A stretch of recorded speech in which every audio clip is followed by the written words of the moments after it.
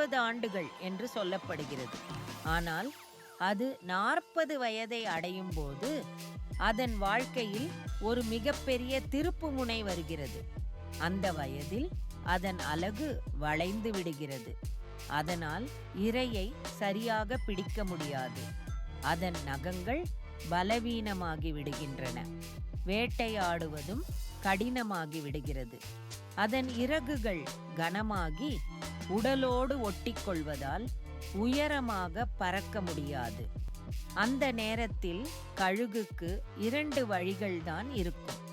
ஒன்று, மெதுவாக பலவீனமாகி வாழ்க்கையை அப்படியே முடித்துக் கொள்வது. மற்றொன்று, மிகவும் வலியான ஒரு மாற்றத்தை ஏற்றுக்கொள்வது. கழுகு 2வது வழியை தேர்ந்தெடுக்கிறது.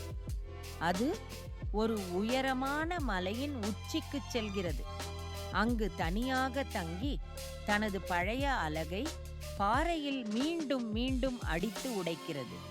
அலகு உடைந்த பிறகு புதிய அலகு வளர பல நாட்கள் காத்திருக்கிறது.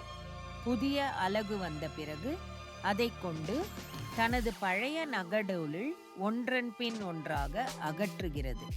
புதிய நகங்கள் வளர்ந்ததும் பழைய கனமான இறகுகளையும் பீத்து எடுக்கிறது. இந்த முழு மாற்றமும் எளிதானது அல்ல. அதற்கு வலி இருக்கும், பொறுமை தேவைப்படும், தனிமையும் இருக்கலாம். ஆனால் கழுகு அந்த கஷ்டத்தை தாங்குகிறது.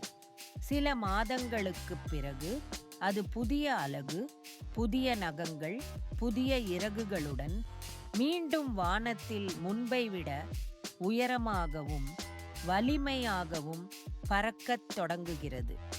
நம் வாழ்க்கையிலும் சில நேரங்களில் நாம் முன்னேற முடியாமல் இருப்பது போல தோன்றும்.